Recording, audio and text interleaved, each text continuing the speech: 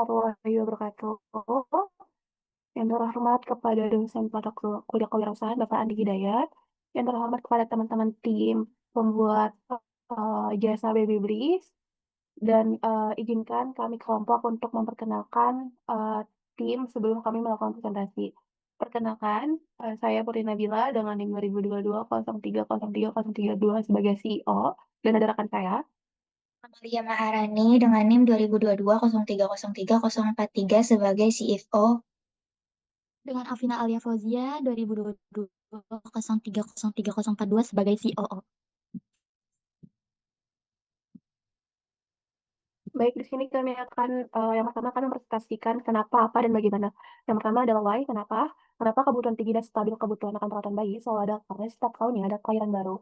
Ini menjadi bisnis yang stabil dan berkelanjutan dikarenakan di Universitas Esa Unggul itu terkenal sebagai perawatan home care yang bisa kami terapkan.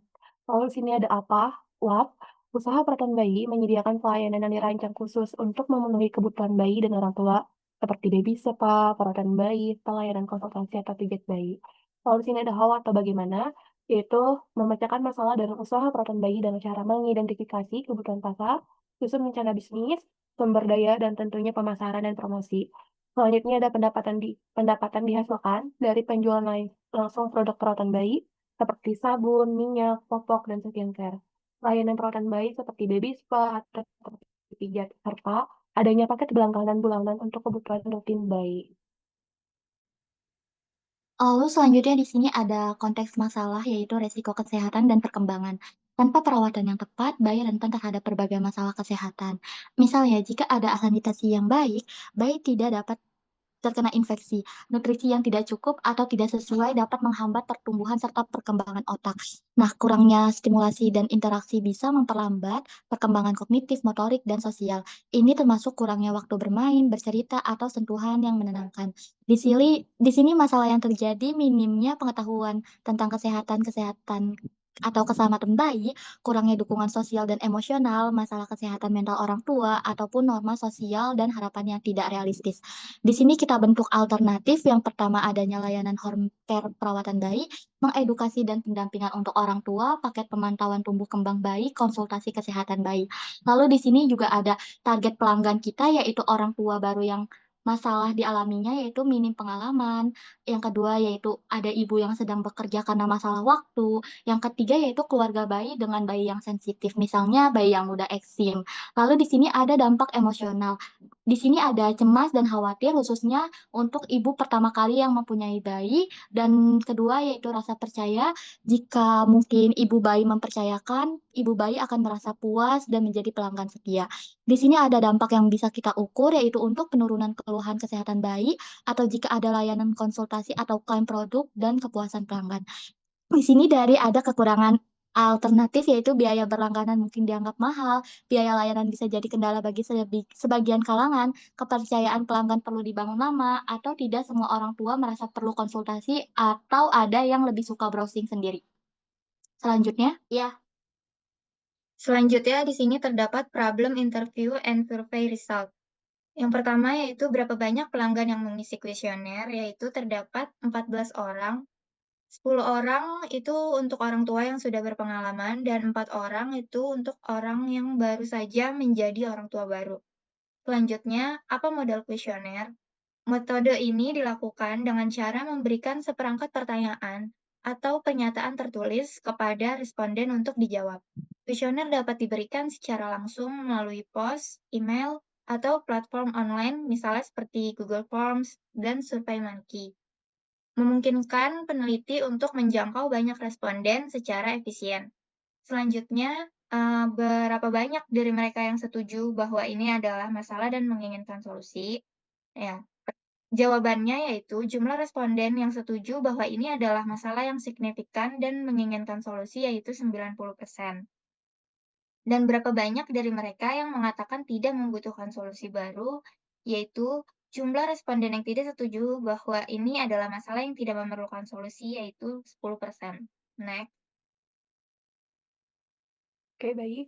Selanjutnya di sini ada hasil dari Google Form yang sudah kami sebar ke responden, yaitu di mana rata-rata yang mengisi kuesioner itu adalah ibu dengan jumlah 71,4%. Lalu untuk usia yang mengisi kuesioner itu di angka 25 tahun, di mana 14,3%. Lalu ada usia rata-rata bayi itu ada 2 bulan, di mana 28,6%. Dan untuk hasil tertarik dan tidak tertariknya itu balance, yaitu untuk sangat tertarik ada 50%, untuk tertarik itu ada 50%. Kita di sini terdapat market size estimation yang terdiri atas TAM, SAM, SOM. Untuk TAM-nya sendiri yaitu kisaran 500 miliar, dan untuk SAM-nya sendiri itu kisaran 7,5 miliar, dan untuk SOM-nya sendiri itu kisaran 200 juta. Nah, yang pertama dibahas di sini ada TAM, yaitu Total Addressable Market. Seluruh pasar potensial jasa home care dan produk perawatan bayi di Indonesia. Jumlah kelahiran per tahun kurang lebih 4 juta, asumsikan hanya 5% keluarga mencoba layanan dan produk perawatan dari pelaku baru dengan harga terjangkau, yaitu mulai dari 250.000 per tahun. Yang kedua, di sini terdapat Serviceable Addressable Market, yaitu SAM. Pasar yang bisa kami jangkau saat ini misalnya lewat media sosial, komunitas ibu, bidan, kampus, dan lain-lain. Estimasi keluarga sasaran di kota besar dan komunitas kampus yaitu 50.000, rata-rata belanja per tahun yaitu 150.000, dan yang ketiga di sini terdapat Serviceable Obtainable Market atau SOM. Target realistis untuk tahun pertama bisnis mahasiswa yaitu 2.000 pelanggan, dengan harga layanan dan produk paket hemat mulai dari 100.000 per pelanggan tahunnya. Next. Lalu di sini ada customer persona, yaitu di mana ada Ibu Ivana Ayudia, bekerja sebagai pekerja lepas yang berusia 27 tahun, dan ibu baru bagi seorang bayi yang perempuan berusia 3 bulan. Ia tinggal di daerah Jakarta Selatan, Indonesia. Menyeimbangkan pekerjaan dan pengasuhan bayinya merupakan tantangan tersendiri, sehingga ia sering berbelanja perlengkapan bayi secara daring. Ivana Ayudia memiliki banyak informasi dan sering membaca ulasan produk dan blog tentang pengasuhan anak. Ia sangat antusias menggunakan produk perawatan bayi yang alami dan aman, serta lebih menyukai merek yang transparan tentang bahan-bahannya dan berkomitmen pada keberlanjutannya. Ia mencari solusi perawatan bayi yang terpercaya dan praktis yang mendukung perjalanannya sebagai orang tua, di mana sasarannya adalah menemukan produk perawatan bayi yang aman, berkualitas tinggi, lembut di kulit bayinya, dan mudah digunakan. Ia menghargai kepercayaan, kemudahan, dan transparansi dalam bahan dan layanan produk. Di mana frustasi ini ia mengalami merasa kewalahan dengan banyaknya pilihan perawatan bayi yang tersedia dan khawatir dengan bahan-bahan yang berbahaya. Ia juga sering merasa sulit untuk mengunjungi tempat perawatan bayi karena jadwal kerjanya yang tidak menentu dengan kebutuhan bayinya, di mana kepribadiannya sendiri yaitu introvert, extrovert itu 60% ke arah introvert, berpikir merasa itu 80%, intuisinya 65% merasakan, dengan menilainya 55%, di mana motivasinya tersendiri yaitu pertumbuhan, takut, keamanan finansial, pengakuan, dan mempercayai.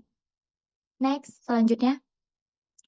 Lalu di sini ada value sendiri, di mana ada gains creators, yang di mana perusahaan kami ini menawarkan untuk memberikan rasa aman dan nyaman pada orang tua, membantu orang tua dalam merawat bayi yang baru lahir, mengurangi stres dan kelelahan bagi orang tua, di mana produk atau servis yang kita gunakan yaitu layanan home care, perawatan bayi, edukasi dan pendampingan untuk orang tua, paket pemantauan tumbuh kembang bayi, serta konsultasi dari kesehatan bayi tersendiri. Di mana painkillers-nya sendiri yaitu untuk membedakan apa sih kami dari pesaing lainnya, yaitu yang pertama yaitu untuk mengurangi resiko kesalahan dalam perawatan bayi, menjawab keterbatasan pengetahuan orang tua baru, menangani situasi darurat atau komplikasi ringan dengan cepat. Lalu di sini ada gains, yaitu orang tua merasa lebih percaya diri dan tenang. Bayi mendapat perawatan optimal dari ahlinya, orang tua bisa tetap produktif dan sehat mental. Di mana jobs ini yaitu merawat dan menjaga bayi dengan aman dan benar, memberikan yang terbaik untuk tumbuh kembang bayi, lalu mencari bantuan profesional saat dibutuhkan.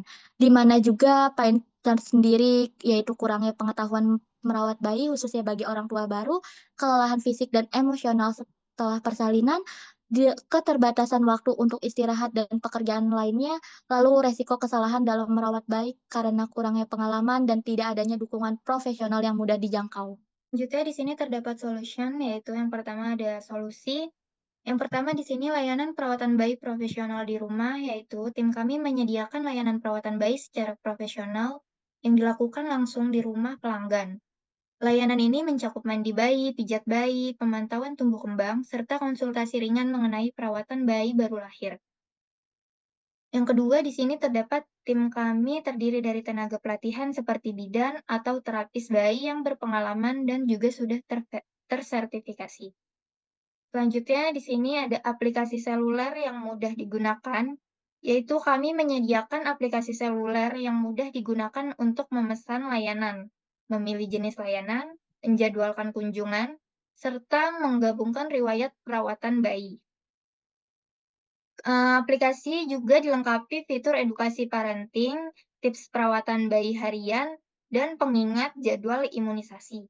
Yang ketiga, di sini pilihan jadwal fleksibel dan terpercaya, yaitu pelanggan dapat memilih waktu kunjungan sesuai kebutuhan, baik secara terjadwal maupun layanan on demand untuk situasi yang mendesak. Kami menjamin layanan tepat waktu dan higienis dengan protokol kesehatan yang ketat. Selanjutnya di sini terdapat manfaat solusinya, yaitu kenyamanan dan keamanan bagi orang tua baru, perawatan profesional tanpa harus keluar rumah, layanan fleksibel dengan sistem pemesanan yang mudah.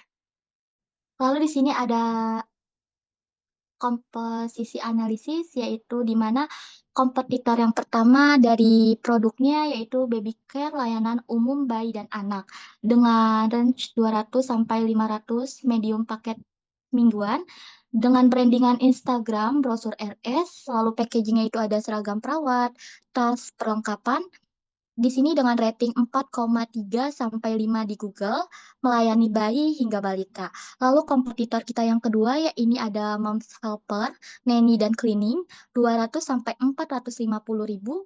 Lalu sistem harian, marketplace, Instagram, tanpa seragam, rating 3,9 sampai 5, banyak komplain karena keterlambatan, multifungsi tapi bukan fokus bayi. Lalu di sini selanjutnya ada kompetitor ketiga, yaitu perawatku.id, edukasi dan kunjungan perawat. Rentang dari 250 sampai 700 ribu per visit, website TikTok, APD-nya standar, ratingnya 4,5, edukasinya bagus, edukasi baik, tapi bukan untuk home care. Lalu kompetitor yang keempat, yaitu ada Moms Helper, Nanny, dan Cleaning, 300 sampai 950 ribu per paket pemulihan ibu. Instagram kerjasama dengan rumah sakit, seragam medis 4,0 dengan rating, fokus ke ibu tapi bukan ke bayi. Lalu selanjutnya yaitu Baby Bliss Home Care keperawatan fokus ke bayi 100 ribu sampai 350 ribu paket layanan untuk ibu dan bayi. Instagram, komunitas parenting, testimoni langsung. Seragam Baby Bliss plus starter kit bayi. Belum tersedia dalam tahap pilot test, perawat intensif, dan personal oleh perawat bersertifikat untuk bayi usia 0 sampai 12 bulan. Selanjutnya, Oke, di sini selanjutnya ada Lane Canvas Baby Bliss, yaitu di mana yang pertama ada masalah, yaitu orang tua baru kesulitan merawat bayi dengan aman dan tepat. Kurangnya layanan perawatan bayi di rumah, ketidakpastian kualitas perawatan bayi biasanya tidak memiliki pelatihan medis. Lalu ada segmen pelanggan, di mana yaitu ada orang tua bayi usia 0 sampai 12 bulan, keluarga baru tanpa pengalaman parenting, orang tua bekerja yang memerlukan perawatan tambahan di rumah.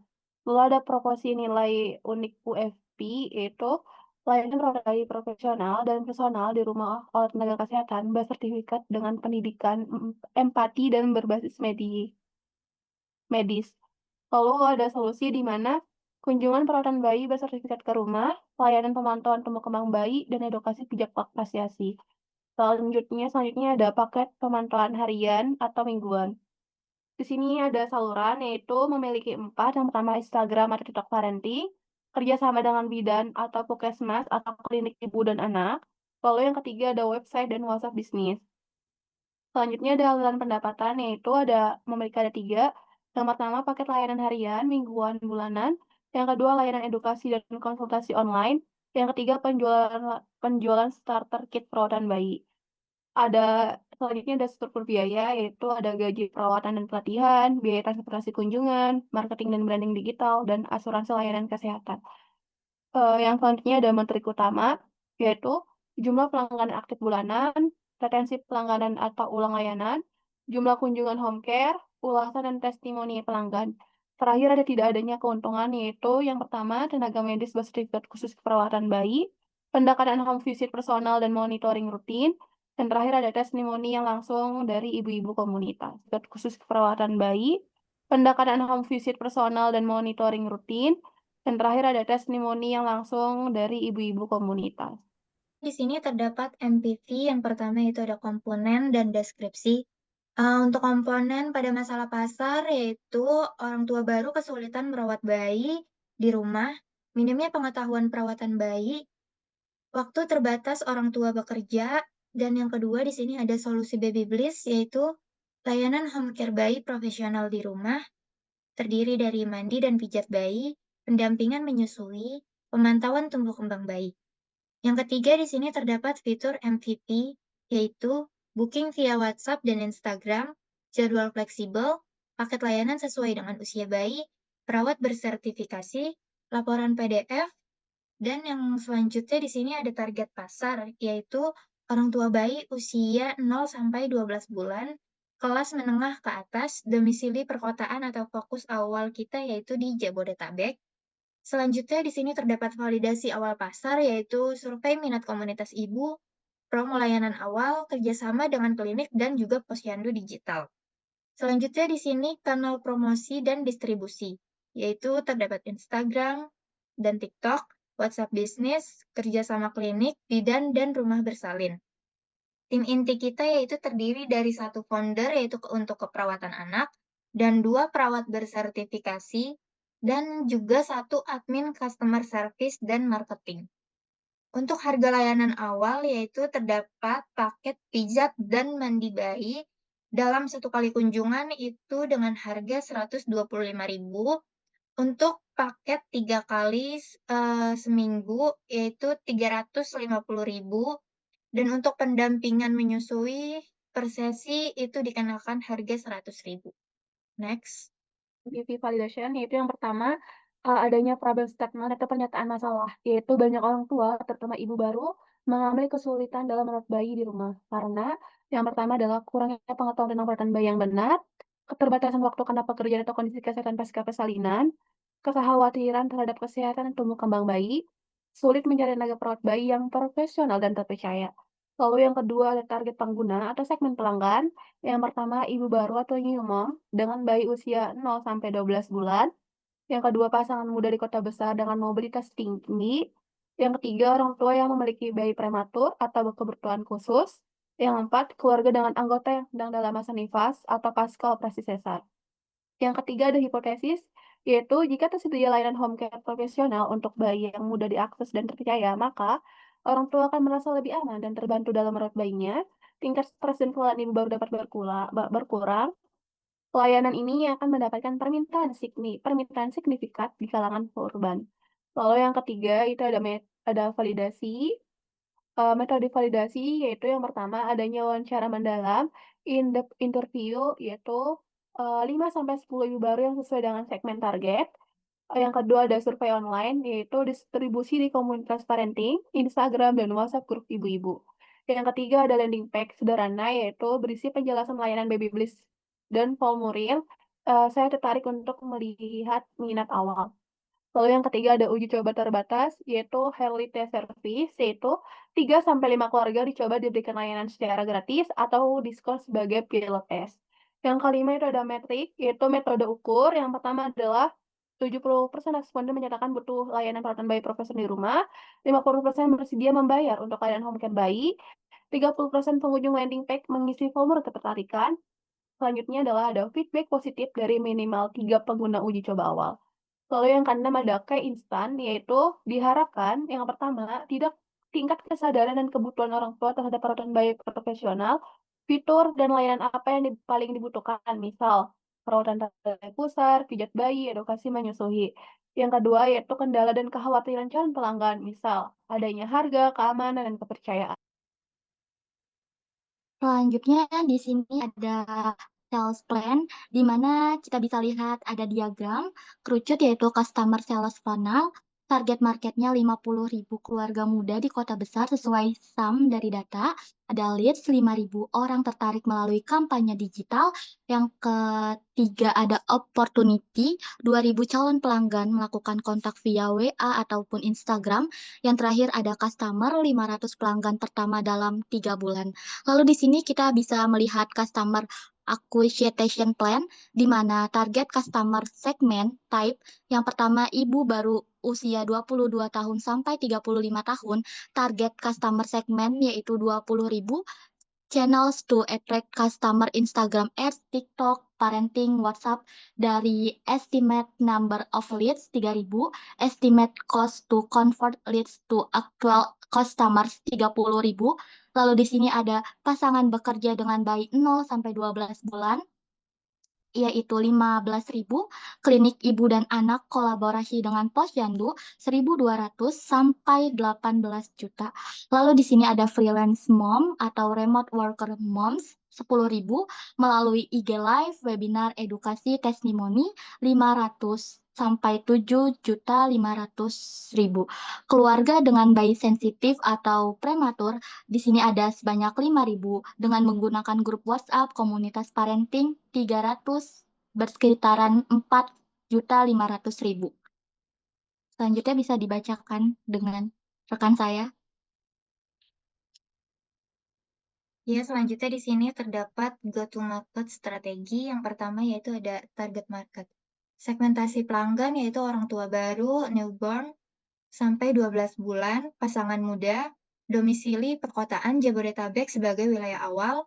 Dan yang kedua di sini ada value proposition, yaitu yang pertama adalah layanan home care baik profesional langsung ke rumah, perawat terlatih dan tersertifikasi, pemantauan pertumbuhan dan perkembangan bayi, layanan konsultasi tumbuh kembang, dan yang ketiga itu ada distribution channels, yaitu pemesanan melalui website resmi, layanan dilakukan langsung ke rumah oleh tim home care. Dan yang keempat di sini ada marketing dan sales strategi, yaitu bagaimana menarik dan meyakinkan pelanggan melalui kanal komunikasi seperti Instagram, TikTok yang berisi edukasi dan juga testimoni. Yaitu selanjutnya terdapat blog, yaitu seperti tips merawat bayi, artikel kesehatan, dan event booth di posyandu ataupun puskesmas. Kanal pengiriman layanan yaitu layanan langsung ke rumah dengan perawat terjadwal, booking melalui web.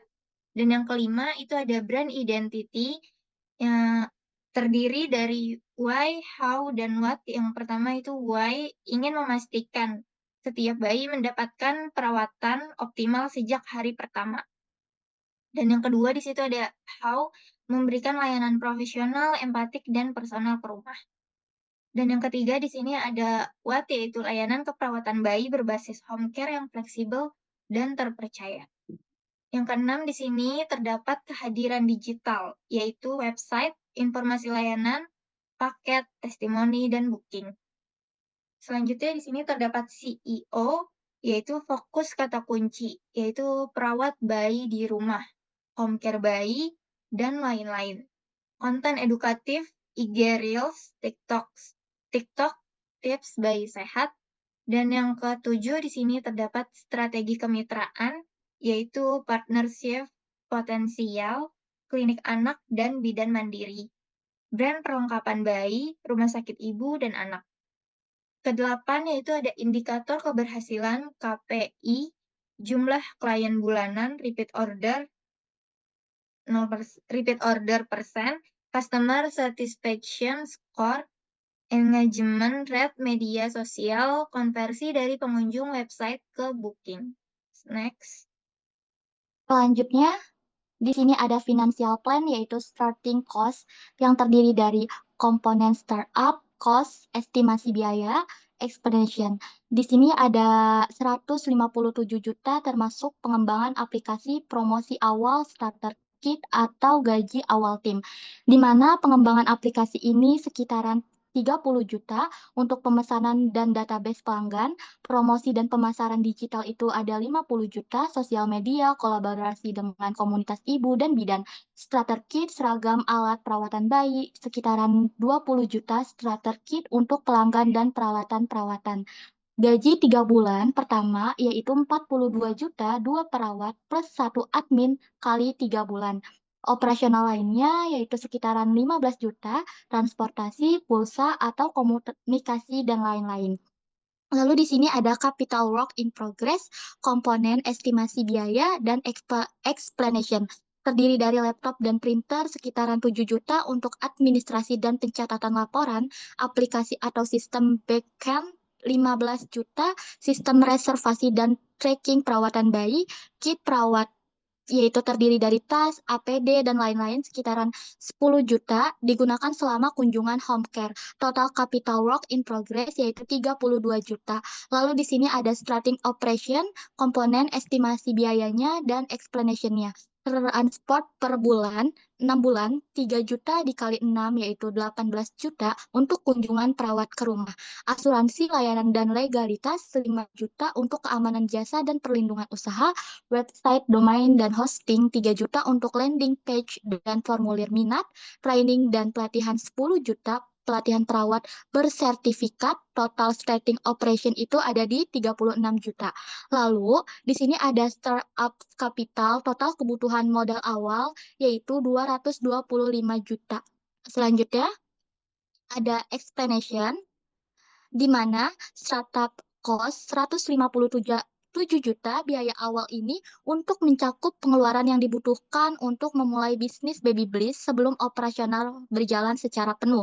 Yang pertama di sini ada pengembangan aplikasi sekitar 50 juta untuk biaya pembuatan aplikasi mobile atau sistem digital yang akan digunakan untuk pelayanan home care dalam komunikasi pelanggan, di mana promosi dan pemasaran digital sekitaran 20 juta biaya promosi awal melalui media sosial dan kolaborasi dengan komunitas ibu dan bayi, starter kit perawat 42 juta, perlengkapan medis dan alat perawatan untuk 2 perawat dan 1 admin selama 3 bulan, gaji 3 bulan pertama yaitu 30 juta, gaji untuk 2 perawat dan 1 admin, operasional lainnya 15 juta, biaya lain-lain seperti transportasi internal, komunikasi, dan kebutuhan logistik lainnya. Lalu yang kedua di sini ada capital work in progress 32 juta, biaya investasi untuk aset tetap yang digunakan dalam jangka panjang, laptop dan printer 7 juta untuk kegiatan administrasi dan pencatatan laporan, aplikasi atau sistem backend 15 juta, sistem untuk memantau dan tracking pelayanan bayi, kit perawat sekitar 10 juta, tas, apron, dan alat kunjungan perawat home care. Lalu yang ketiga ini ada starting operation 36 juta, pengeluaran untuk mendukung operasional awal bisnis, transportasi perawat 6 juta sampai 18 juta, biaya transportasi perawat untuk kunjungan ke rumah pelanggan, asuransi legalitas 5 juta, biaya perlindungan usaha dan keamanan hukum, website, domain, dan hosting 3 juta untuk membangun website, landing page, dan formulir pendaftaran, training dan pelatihan 10 juta, pelatihan awal bagi perawat agar bersertifikat dan kompeten dalam melayani pelayanan home care bayi. Lalu di sini ada total kebutuhan modal awal startup capital 225 juta. Angka ini merupakan total keseluruhan dari gabungan startup cost, capital work in progress, dan starting operation yang dibutuhkan untuk memulai bisnis perawatan bayi. Selanjutnya bisa dibacakan dengan rekan saya.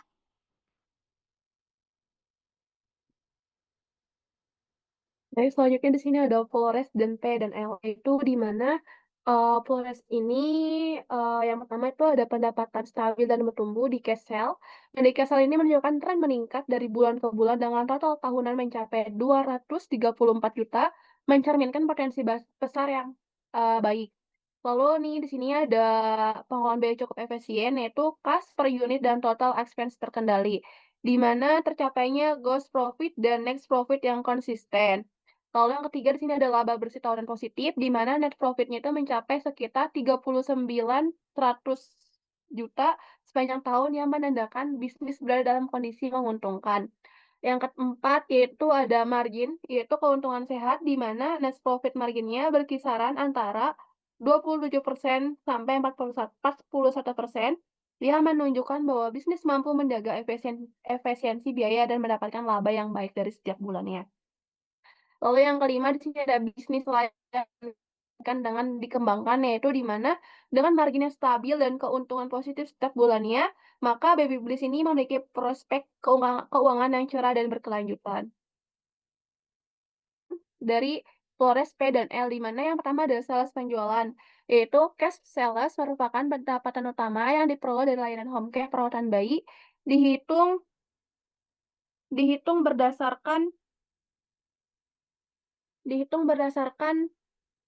jumlah pelanggan yang dikalikan dengan harga layanan per unit, yaitu 1 juta, no of customer, yaitu proyeksi jumlah pelanggan setiap bulannya meningkat, promosi dan kesadaran pasar.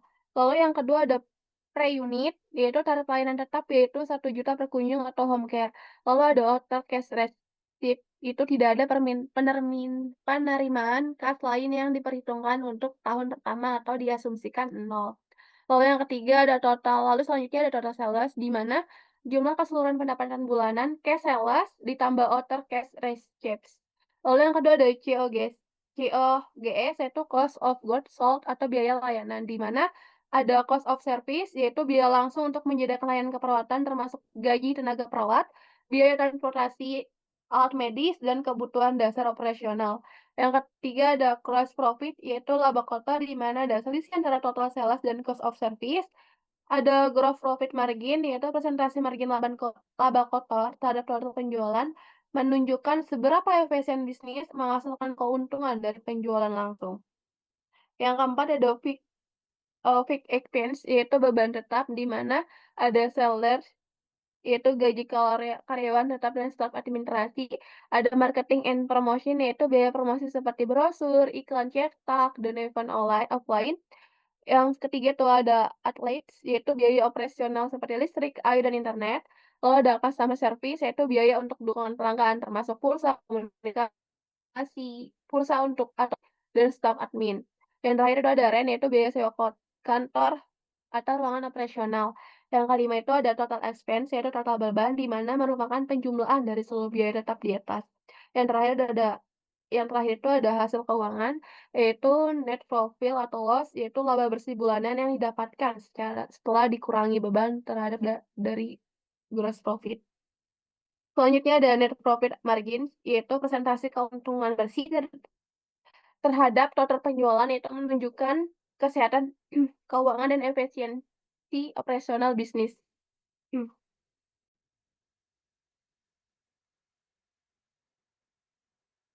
Selanjutnya di sini terdapat financial projection, yaitu proyeksi keuangan Baby Bliss. Untuk jumlah penjualan atau pelanggan pada tahun pertama yaitu didapatkan 2.000, tahun kedua didapatkan 4.000, tahun ketiga 6.000, tahun keempat 9.000, dan tahun kelima 12.000.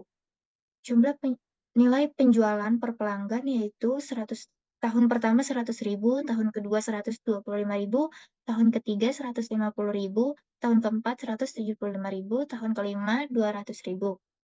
Untuk total pendapatan yaitu 200 juta pada tahun pertama dan pada tahun selanjutnya 500 juta, tahun selanjutnya 900 juta, tahun selanjutnya 1.575.100.000.000.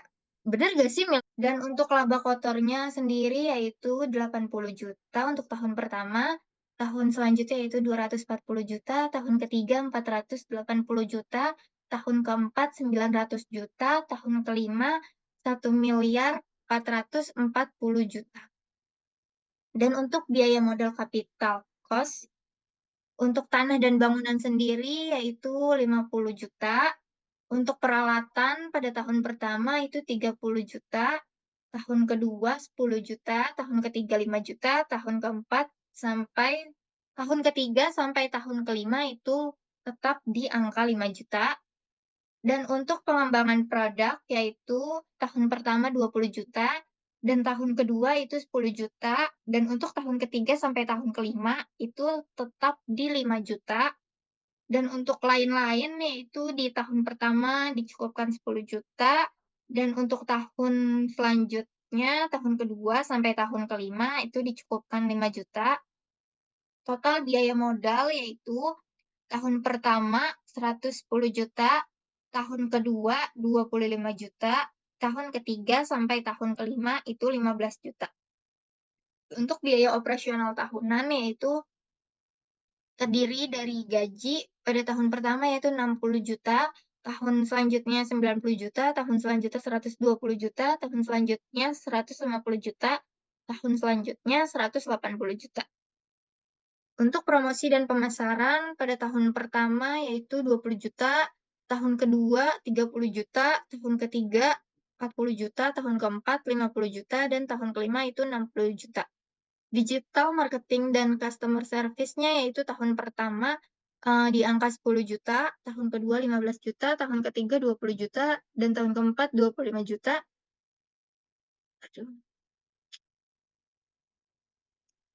Tahun ketiga 20 juta, tahun keempat 25 juta, tahun kelima 30 juta. Untuk utilitas seperti listrik, air, dan lain-lain yaitu tahun pertama 5 juta, tahun kedua 5.500.000, tahun ketiga 6 juta, tahun keempat 6.500.000, dan tahun kelima itu 7 juta. Untuk alat tulis kantor yaitu tahun pertama 3 juta, tahun kedua 4 juta, tahun kelima 5 juta, tahun keempat 6 juta, tahun kelima 7 juta. Untuk sewa yaitu pada tahun pertama sampai tahun kedua itu di angka 12 juta, dan untuk tahun ketiga sampai tahun kelima itu 15 juta. Jadi total biaya operasional yaitu pada tahun pertama 110 juta, tahun kedua 156.500.000, tahun ketiga 206 juta, tahun keempat 252.500.000, dan tahun kelima yaitu 299 juta.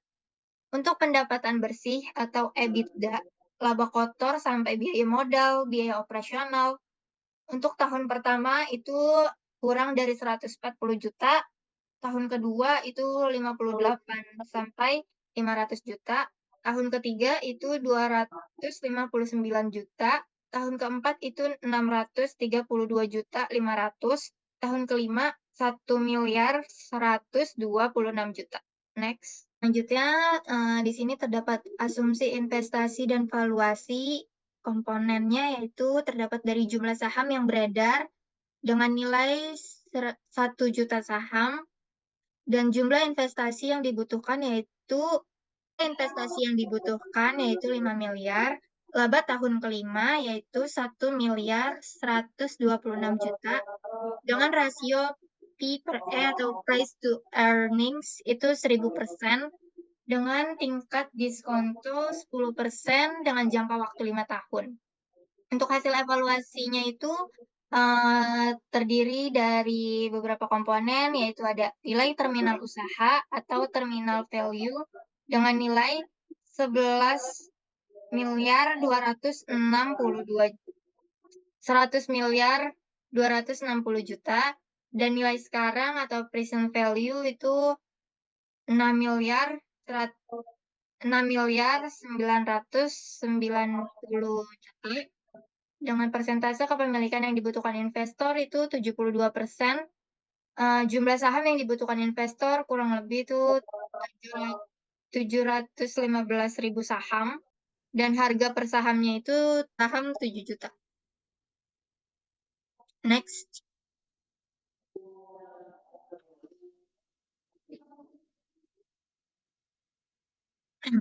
Untuk unit economics, yaitu yang pertama di tahun pertama ada P dan L unit. Tahun pertama revenue 100.000, COGS 60.000, gross profit 40.000, gross margin 40%, operating cost itu 55.000, operating profit itu kurang dari 15.000, dan untuk unit economic matrix tahun pertama itu terdapat CAC atau Customer Acquisition Cost dengan nilai 25.000 atau asumsi biaya marketing awal 50 juta per 2.000 pelanggan. Penjelasan singkatnya yaitu marketing plus cost of sales atau new customer. Untuk CLV atau Customer Lifetime Value dengan nilai 168.000